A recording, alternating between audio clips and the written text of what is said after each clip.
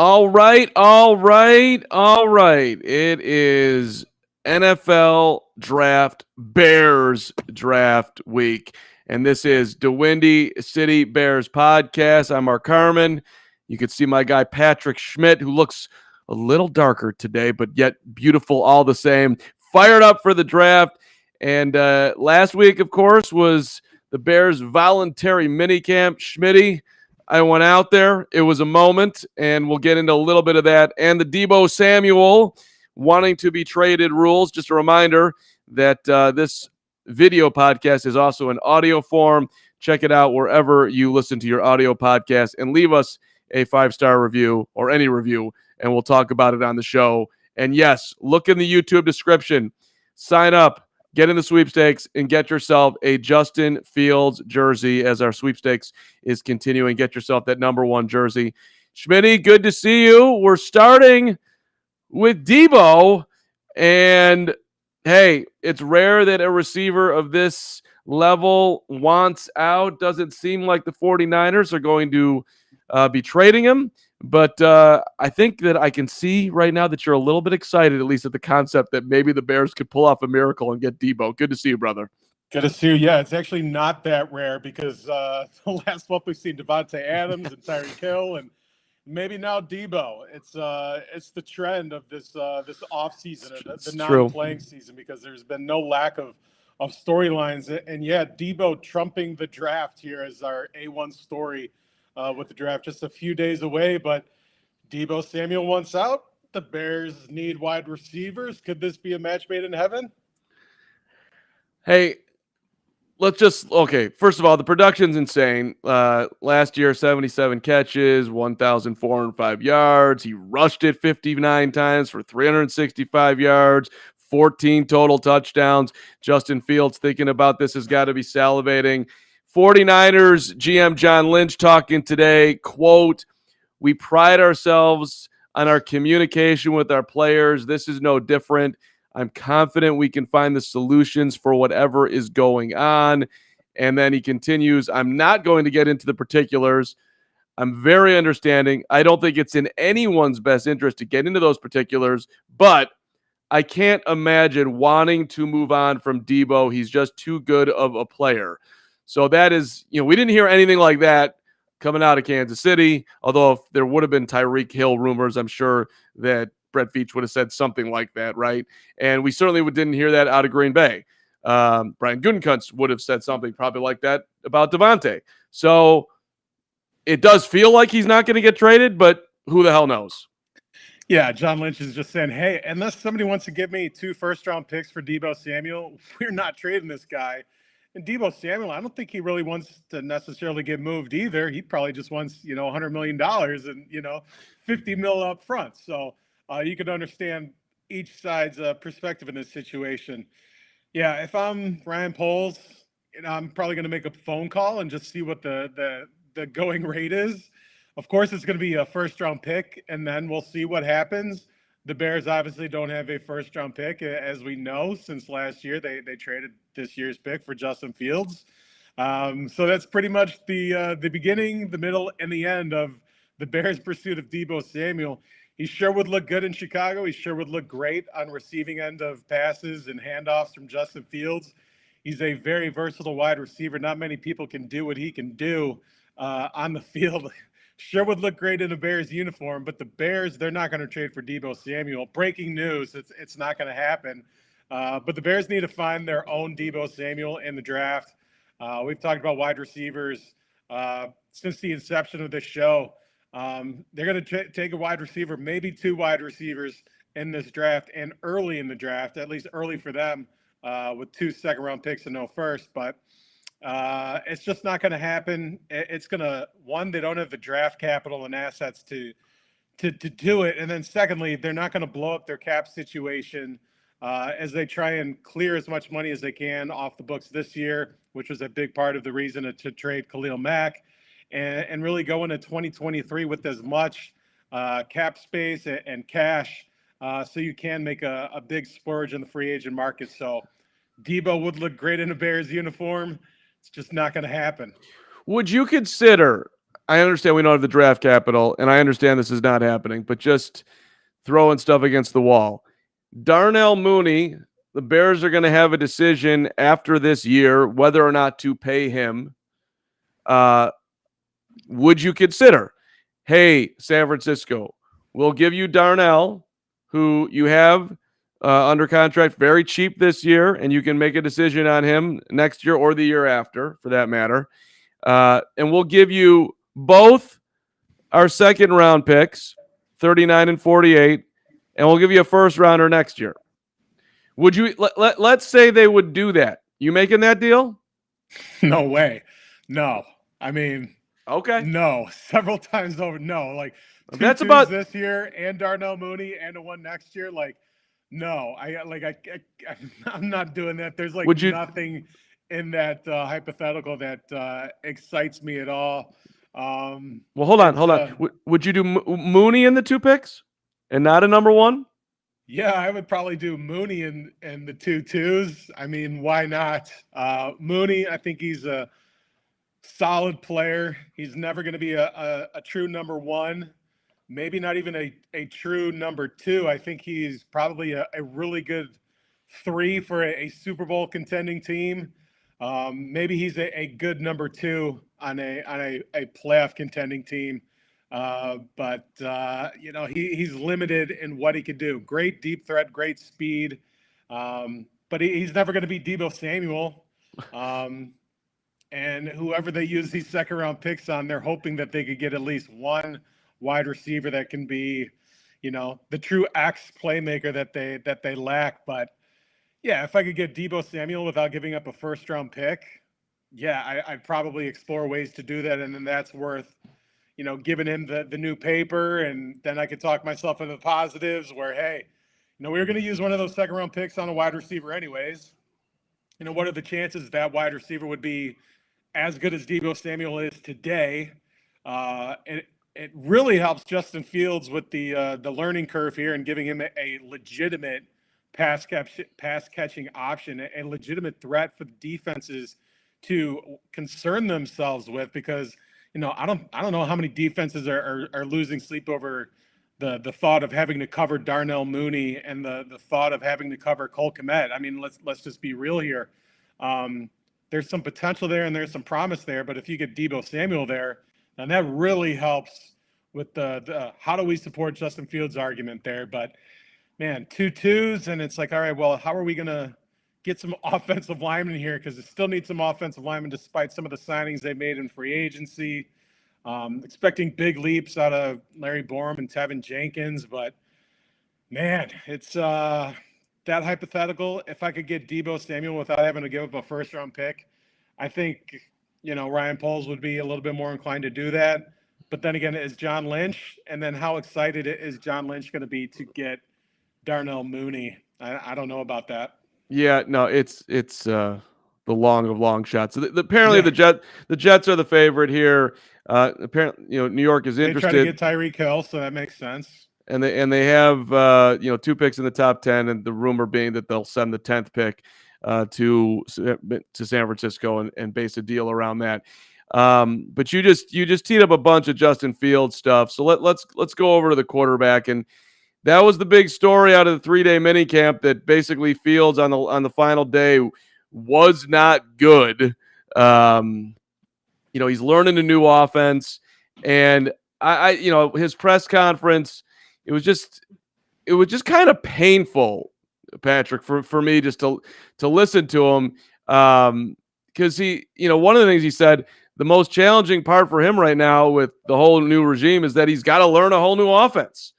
This was the lesson of what you learned from Mitchell Trubisky, right? Like, you shouldn't have stuck him with John Fox for that year. And now, by the way, enter our sweepstakes to get yourself a Justin Fields jersey. And I'm not saying he can't do it, but you added on to the degree of difficulty. Go play 1 year with Matt Nagy, who also did the same thing that they did with Trubisky, didn't get him ready to play, and then threw him out there because Dalton got hurt in week 3 and he wasn't ready. And now, which is the same thing they did with Trubisky when Mike Glennon sucked. And so like we have repeated history here. That's what's happened. And so he's sitting there, trying to learn a whole new system.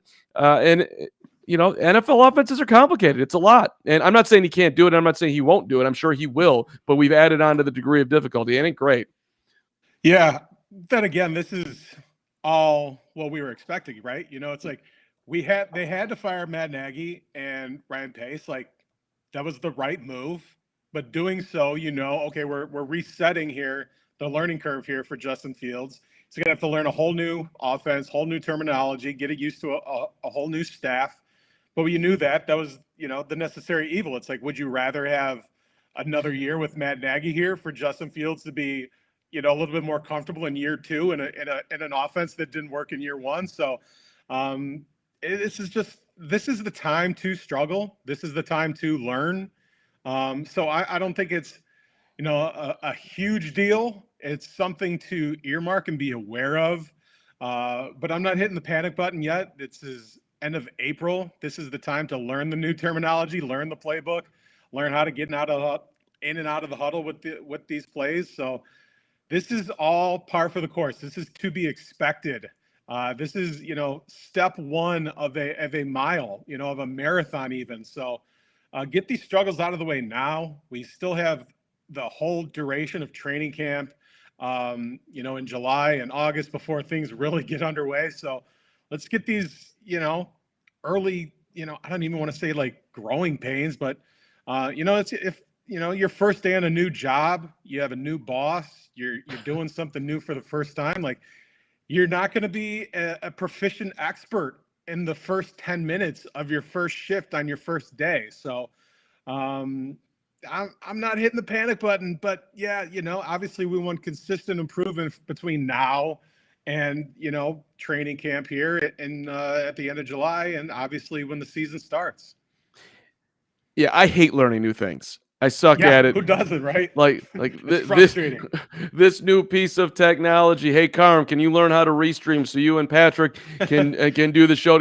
Yes, I can, but I'm scared that I won't be able to pick it up quickly. And then, of course, it's easy enough. Although Richard's probably worked with me now 10 times on it, the little intricate details. Which means, by the way, that it's Friday night after the Bears have their selections in the second and third round. Patrick and I are going to jump on late Friday night just to discuss whatever the hell they did. Hopefully it'll be, fingers crossed, something good. And we've done a ton of draft talk. So if you want to go back and check out any of our last episode was about we did a whole mock draft. So feel free to go back and check that out as well. But, listen, learning new things, not easy. And I think there has to be just a measured way of going about this. I thought Dan Orlovsky, I saw one quote from him that was super on point in my mind. He said, quote, "The big thing for Justin is how much he can individually get better without focusing on the burden of winning games, because that's when you get yourself into trouble." He continues, "That's when you really start to get ruined. It's not easy. The desire to win is so great that you can stunt your own development and go backwards." Like, I think doesn't that sound right? That, hey, dude, play the right way, be willing to make your mistakes, and however many games the Bears win next season should not be the determining factor if or not you are. It shouldn't be a referendum on the quarterback if or not you're the guy. How you learning to play the right way and growing throughout the year, and hopefully there will be wins along the way, but most important that you see the growth. That's the most important thing. That's what it feels like to me.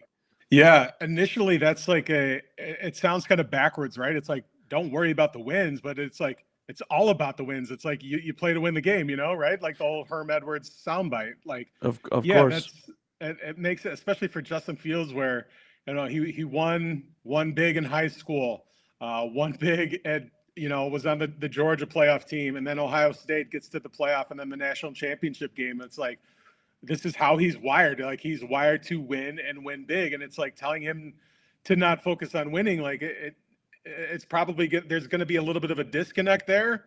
But I think when you really like drill down and really absorb and focus on the words that Orlovsky is saying, he's like, focus on the things you need to do, and then the wins will come because of the things that you're doing. So I think it's like, it's a baby steps approach. It's like, all right, let's learn how to crawl, and then we learn how to walk, then we learn how to run, then we learn how to sprint, basically. So that's kind of where we're at with Justin Fields. It's like, this is his rookie year now. It's like almost like forget about everything that happened last year. But yeah, let's really focus on all of the little things. And I think this coaching staff is going to do a much better job of that than the predecessors.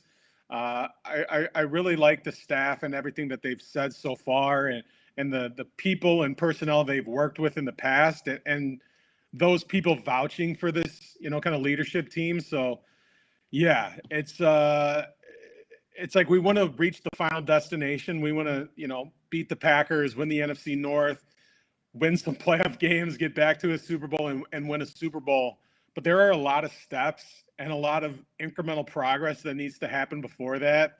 And I think Justin Fields, as much as he loves winning and as much as we as fans love winning, we really need to embrace the journey, and not just focus on the destination. It's like, we need to focus on that journey here and what it's going to take to make this monumental progress or incremental progress from a 4 or 5 win team to, a 7 or an 8 win team to a 9 and 10 win team that's competing for the playoffs. And then, hopefully a 12, 13 kind of win team that's annually winning the division, getting to NFC championship games, and just give yourself a shot. Like the whole Theo Epstein kind of mantra. It's like, give yourself a shot to be one of the final 2 or 4 teams at the end to be left standing. So winning is still obviously the big focus, but it's like, don't lose sight of the things you need to do to get those wins. It's a developmental year, end of the day. Mm-hmm. And hey, when I was out at the minicamp, I thought Fields looked really good. This was before this was the Wednesday. The Thursday was more of the scrimmage, but just watching him go through all the workouts they were putting him through, to me, his arm motion looked a lot crisper. There wasn't the whole swing. It was more boom. And he just, body language, whatever. This is a Wednesday in April. I'm not saying to make a huge deal of it, but to me, he looked good, like very solid. So, take that for whatever it's worth. But I mean, want to he should look good, right? It's like, yeah. Well, he's in shorts. He's not going against a great defense. Shorts and a helmet. It's like, he's obviously a physical specimen. Like, he should look good. But I like to hear that. What's up, Iceberg? I think Patrick just froze. So yeah,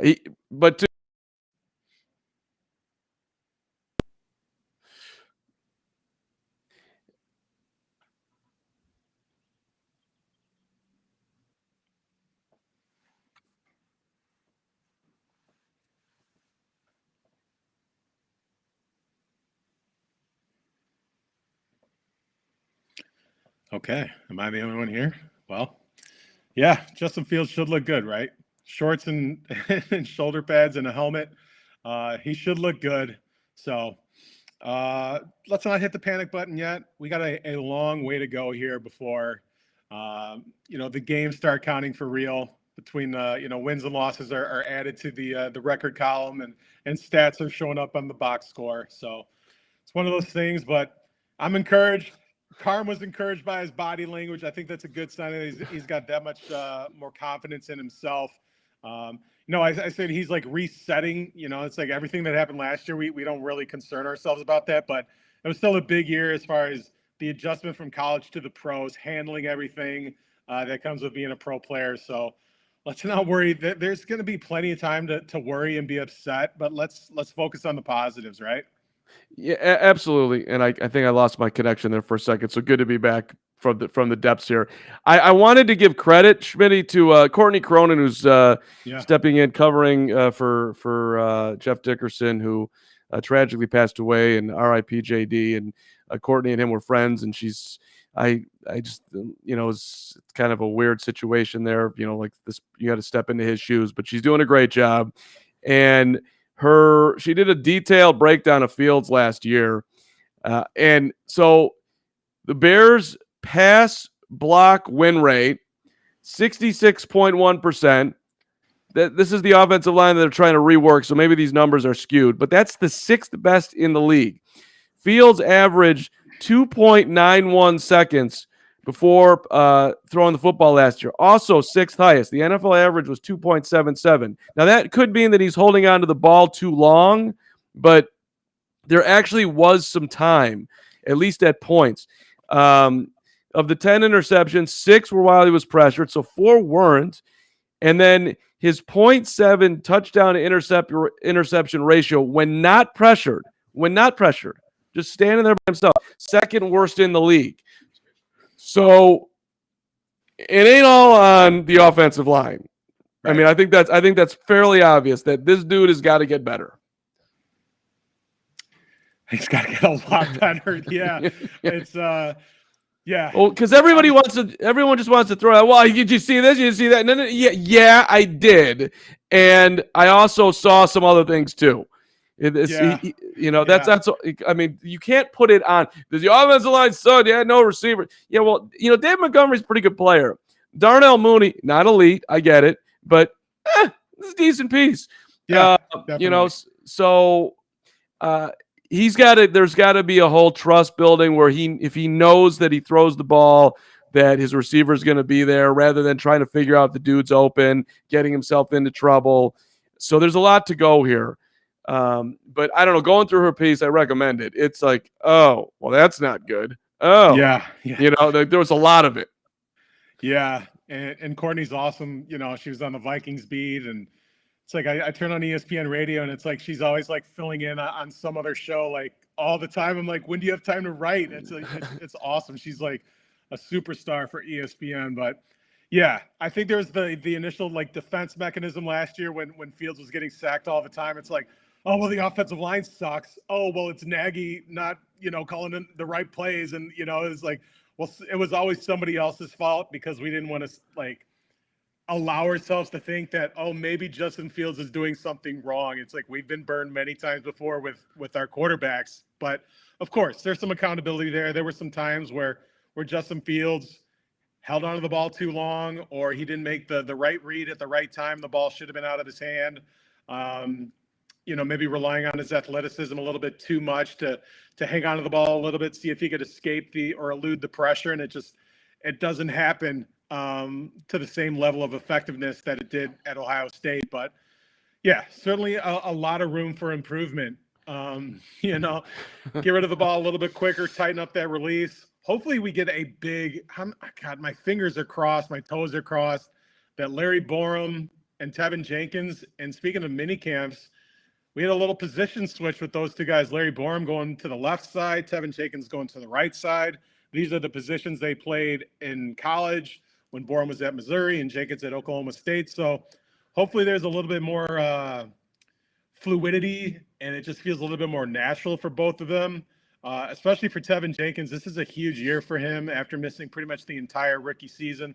Larry Borum was a starter right away, a fifth-round pick, looking like, wow, we unearthed another gem here.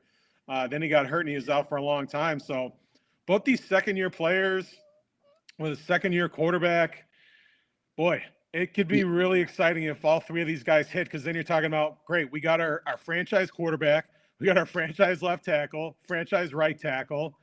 If you could plug in a spot at one of the guard spots with one of these draft picks like we talked about in the previous couple of weeks. We love the dude from Tulsa.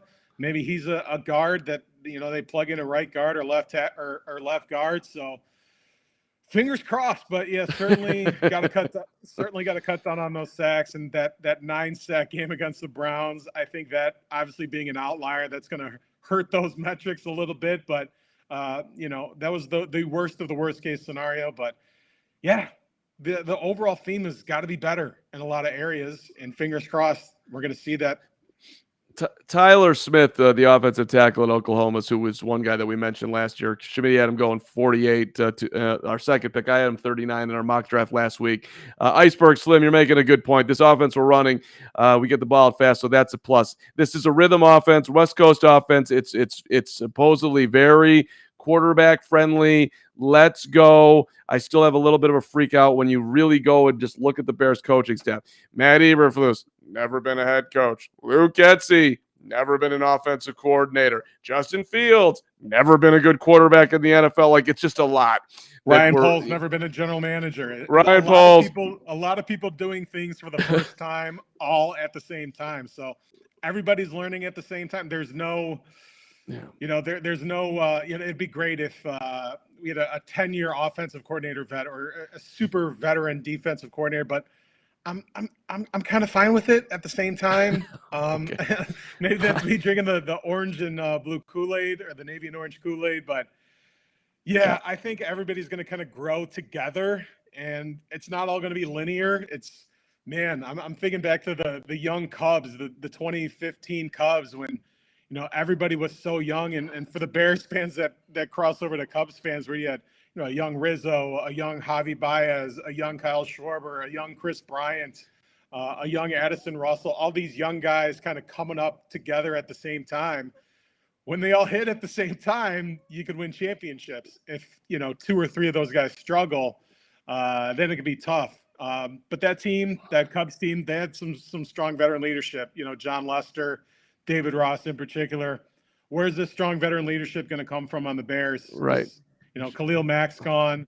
Roquan Smith and Eddie Jackson. These are kind of like the old vets now. Cody Whitehair, I guess. So.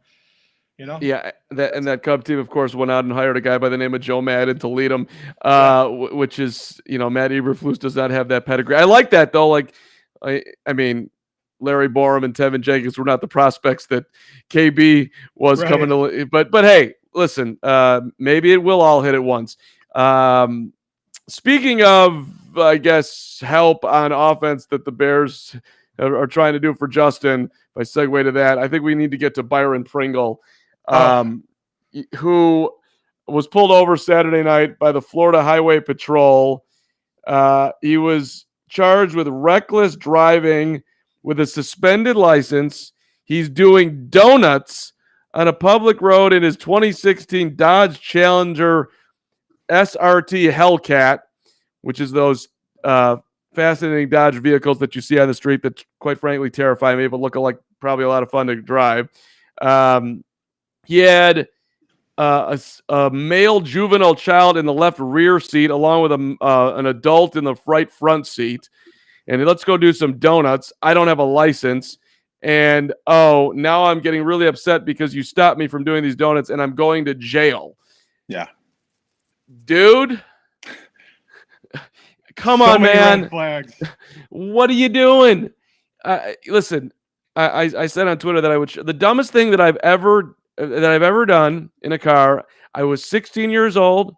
My cousin was in the vehicle, and I was trying to show off, so I didn't have my hands on the steering wheel. I was like putting them outside the window, and then all of a sudden, somebody was on a street where you wouldn't have people stopping. Someone was making a left turn, and I slammed on the brakes and cracked into, not super hard, but cracked into the back of this car because I was a complete and utter moron. You're an NFL player in your late 20s. What are you doing, dude? Like how have you not learned that lesson at some point? Yeah, look, hey, we were all young and dumb when we were young and dumb, I got stories too when I was, 15, 16, 17, first driving, and I've done donuts, that when you get some good snowfall, empty parking lot, like let's have some fun. Let's do some donuts. We're 16 years old. We have no responsibilities. And gosh, it's like, looking back on it now, it's like, yeah, that was fun. But I also wasn't a grown ass man, an NFL player with my child in the vehicle. Like there's like with this Pringle thing, it's like there's so many like additional layers that are just like, what are you doing? It's like, okay, if this kid wasn't in the vehicle with him, like, okay, we were, raise your hand if you haven't done donuts. Like, yeah, we've done that too. And then just like the verbal confrontation with the officers, like, right? That's like the second, it's like, dude, you're in the wrong, like, pay your ticket, say, yeah, my bad, pay the fine, do your time, whatever. Like, well, not do your time literally, but yeah. So it's like, add both of those layers to it. It's like, man, I have no sympathy for you. And like, for real, like, I want to look into that contract language here. I want to get the lawyers involved here. Like, can we void this deal and just sever our relationship now? Like, let's just end things here. Like, I know this isn't like the worst of the worst offenses, and we've seen NFL players do some some really horrible things behind the wheel. I mean, including recently, but man, I have no sympathy for this kind of just entitlement and just like full blown stupidity and like cockiness. There's just so many red flags here. It's like it's ridiculous, man. He might not well, I'm giving huge benefit of the doubt right now, but his license was suspended for financial responsibility from a February 10th with a seized tag order. Don't know what that means. And another suspension for failure to pay a traffic fine. So he might have just like lost his license for just not paying his fines versus And like that's just as stupid too, because that's just like negligence and yeah. stupidity. Like, dude, pay the cost for the new tag. Like, what is that? I know, like in Illinois, it's getting more and more expensive, but $150, whatever. Pay the You make ticket, 6 million, $150. Like, right? dude, like $300, and it's like whatever this fine is now. Like, it's probably exponentially higher than that. It's just layers of stupidity here, man. It's like on top of it. It's just I saw the news and I was just like, this idiot, you know? And then it's like I was getting madder and madder about it. And it's like not like I'm expecting Byron Pringle to be like an 80 catch, 1,000 yard, 8 touchdown kind of a guy this year, anything like that. But it's like he was obviously signed for a reason, you know. But I got excited about him.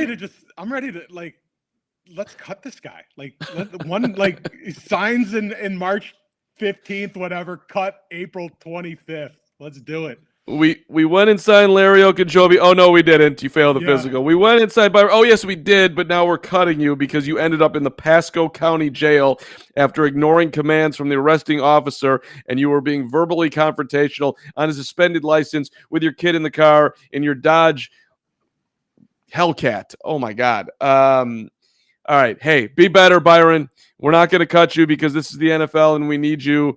Can you imagine the flu sitting down? Yeah, This is not a part of the hits principle. Yeah, right. We do appreciate that you spun through the full donut, that you went to the finish of the donut. However, you did not accept responsibility for your donut, and that's not how we like it. I for some reason, this whole thing made me think of like Roscoe P. Coltrane in my childhood with the Dukes of Hazzard. You didn't watch the Dukes of Hazzard, did you? Or did you? A little bit, but I'm obviously aware of it, but I did not watch it in real time. It's Friday nights, baby. Just a good old boys. And I'm like, this guy's like spinning around in his General Lee. Odd reference, but that's just kind of what I thought of with Byron. The dude's again, 28. Come on, man. You can do this. All right. Speaking of, I don't know, decisions the Bears have to make. Let's take a look at Roquan, who that was my day at Hallis. He's up there speaking to the media, and they're asking him, "Hey man, you plan on staying with the Bears?" He's like, "Well, that's my plan. That's what I want to do." And people forget about it. I forgot. Roquan doesn't have an agent. He's doing his own deal, and that's not normal. I guess I give him credit for that, but the Bears picked up his 5th-year option. 9.375 for this year, but you got Darius Leonard with the Colts who got 5 years and $98.5 million, and Zach Cunningham who got 4 years and 58. So somewhere in the middle, right, is probably where Roquan's going to land. But he ranks ahead of Cunningham and Darius Leonard in tackles for loss, 43, and he's second behind Leonard in sacks with 14. So this is nothing that we don't know, but it's going to be there's a big payday coming from Roquan from someone, and you think it should be the Bears, right? Absolutely. You draft Roquan Smith with the hopes that he can get one of those big, $100 million type contracts. He's the number 8 pick.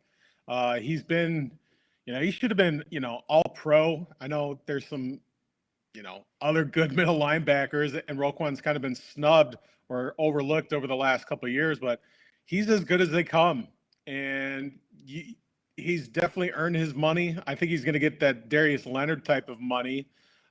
We've seen what Flus did for him in his career, and he wasn't the elite, highly regarded top 10 pick. Certainly a great pick in his own right, but wasn't the top 10 caliber pick that Roquan was. So a lot more to work with there, a lot more to mold.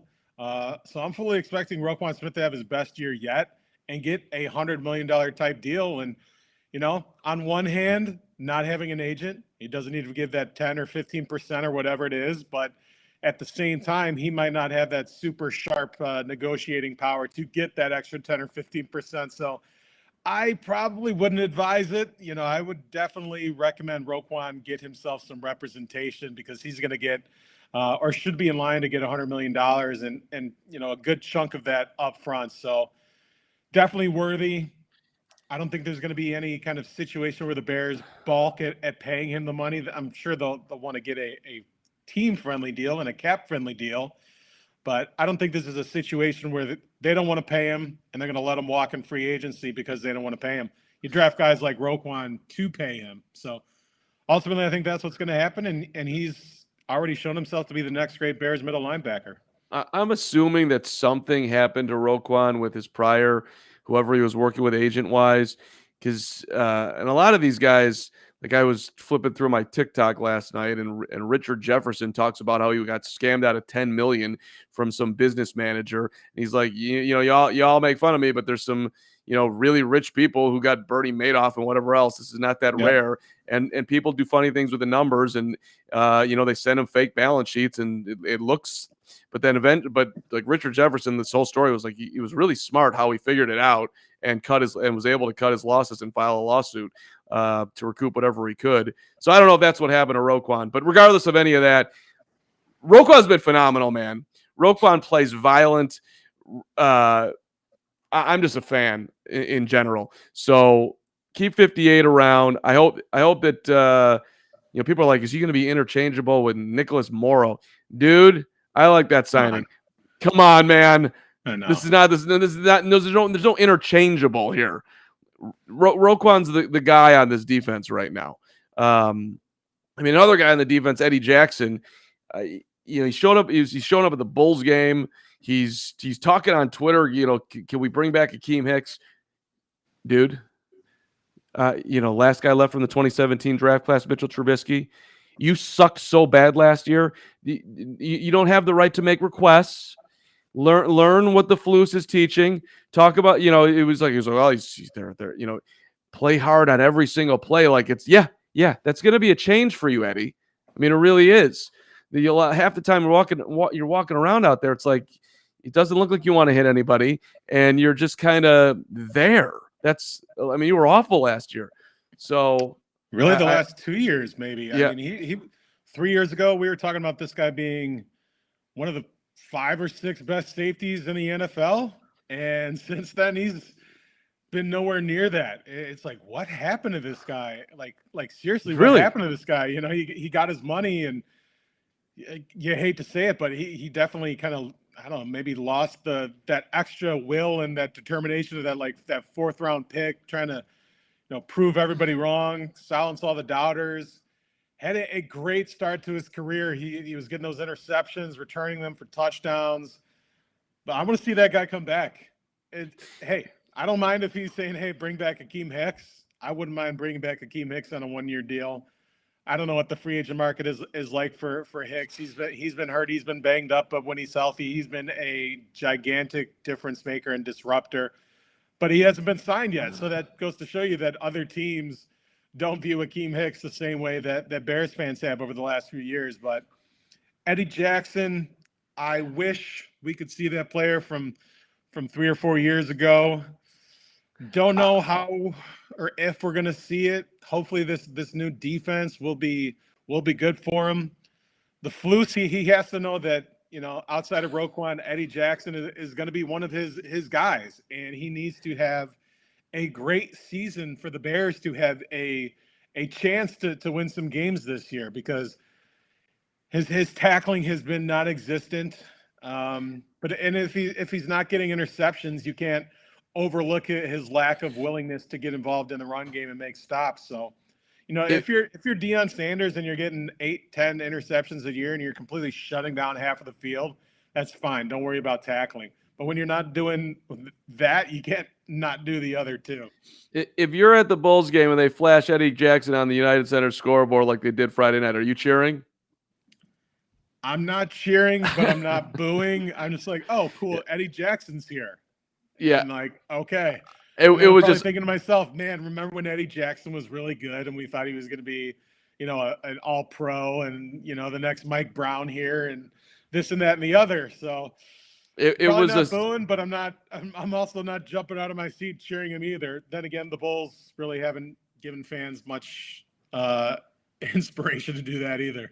it was a lukewarm reception for Eddie. And he the look on his face is like, hi. Yeah.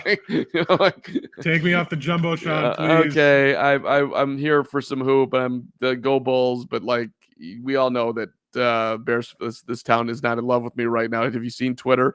And like they also had on Sunday the three Chicago Sky were in the crowd, Allie Quigley amongst them. And like they show them, and it's like, and there was like no one stood. I'm like, hey, the WNBA champs. Yeah. Let's get standing O going on here, Bulls fans. Let's get but I mean, there was okay. I mean, okay. So some golf claps. Yeah, I would wonder how many people would recognize them if they didn't put up, Allie Quigley or Courtney Vandersloot or whatever. Maybe a little bit more recognize, Candace Parker, if she was there. But yeah, gotta give it up for the champs. that was awesome what they did. But the casual Bulls fan, I'm not sure if they would recognize it, but I would probably give a little bit of an ovation, a little bit louder than a golf clap. But I don't know if I'd get up out of my seat though either. Yeah, right. Well, that's what it was. Would you go greater ovation for Eddie Jackson or Allie Quigley? Okay, I'll leave that one out there. Hey, Schmitty, as we wrap up here, the draft again Thursday night, first round. Friday night, Bears will be making their picks. We'll be on sometime late Friday night. So subscribe to the channel, and you will get that notification. And just we'll celebrate or put out some. Perhaps that's not the pick that we would have made. It'll be live therapy for a fraction of the cost. Exactly. Hopefully it's good. We're going to find the positives. We'll see if there's any maneuvering, trade downs, trade ups. Don't think we're going to see any trade ups or trade, to move up. Certainly not in the first round. Maybe some maneuvering in the second round. But Denver, I'm kind of thinking, the last couple of weeks I've been thinking one's going to be a wide receiver, one's going to be an offensive lineman with these, second round picks, and with the third round pick, maybe a cornerback or a defensive lineman. Now after the Pringle arrest, I'm kind of wondering if maybe they double dip on wide receiver in the second round. Wouldn't be opposed to it. I think they need to get 2 wide receivers out of their first 3 or 4 picks. So maybe we're talking about 2 new wide receivers. I would guarantee one of those first 2 picks is a wide receiver. And maybe the Davenport signing today maybe precludes them from taking an offensive lineman in the second round. I like Kenyon Green out of Texas A&M. We like Smith, the Tulsa offensive lineman. Darian Kennard, a huge 345-plus guard out of Kentucky, been a multiple-time All-SEC performer. It's all going to depend on how this draft board shakes out. Maybe if there's an offensive lineman they had in their top 25, he's available for them at 39. Oh, that's too good to pass up. And then maybe there's 4 or 5 receivers they like when they're on the clock at 39. Maybe they pass to take a wide receiver with the second of 2 picks. So we're all just guessing and hoping and hoping we get 3 starters out of this draft. I think that's got to be the minimum. But yeah. Agreed. I'm looking at the Broncos, Schmitty, just a little bit here. They don't have a pick until 64, but then they've got 64, 75, 96, 115, 116. Like, if we're going for the trade down, I wouldn't be completely surprised if the Bears and Broncos get together at some point. Like, do you trade out a 48 for 64 and 75 and make maybe one of their 7th rounders? I don't have the draft calculator in front of me. And by the way, that draft calculator just irritates me too, because why is that gospel? It depends on who the player is at that point. But regardless, Denver's got a ton of picks, but they don't have a pick till 64. So if you're looking for a team that might get itchy to want to jump up, that might make a sense that they might want 39 and or 48, and the Bears could capitalize that way. And Matt, to your point, I completely agree. Davenport should not preclude an O-line draft pick. Of course, it absolutely should not. And I don't think the Bears are looking at it that way. Julian Davenport, 9 games, 4 starts with the Colts last year. He's with the Dolphins for 2 years. Before that, 24 games. He made 9 starts. And before that, he was with the Texans, 27 games, 19 starts. So I mean, this is a rotational addition. Depth guy. Yeah, third tackle type of piece. It does worry me, for the record, that we're getting all these Colts people. Like you're doing a little bit of the orient to what you know, which is a lot of the times what happened with Nagy and Pace. Like, oh, let's go get Nick Foles. I knew him in Philadelphia. Oh, that's not really a good fit at all, as it turns out. My guy, he's Andy Dalton. He's the greatest. Let's go get. We know it's just like this is different, but you know we can look far and wide. They've been playing a lot in their comfort zone, which is normal when you're trying to just build good character in the locker room, so at least they know what they're getting. But at any rate, watch out for the Bears trading down, perhaps with the Broncos. Matt saying Burt Jones for a backup quarterback. What do you think about that, Schmitty? I think Trevor Siemian is going to be the backup quarterback, so don't think there's going to be any other quarterback moves here unless Nick Foles is cut or they can get a future 7th-round pick for him. That's probably going to be the only quarterback transactions we see. But speaking of quarterbacks, if there's, how's this quarterback draft going to shake out? I don't know how many are going to go. First of all, I wouldn't say any of them have like true first-round grades on them, but maybe there's a quarterback available in the 2nd round where there's a team that is looking to get their guy in the 2nd round that maybe the Bears could trade with and get an extra 2nd or an extra 3 or a 4 or maybe even a pick for next year's draft. That would be kind of nice. So you got to think, if you're trading down, who is the team trading up to get? And maybe it's one of the quarterbacks, Desmond Ridder, Sam Howell. I don't know. We'll see. Yeah, I'm expecting the run on QBs to be much greater than what's being reported lately. I think you take swings in the 1st round if you need a quarterback. Well, we'll see.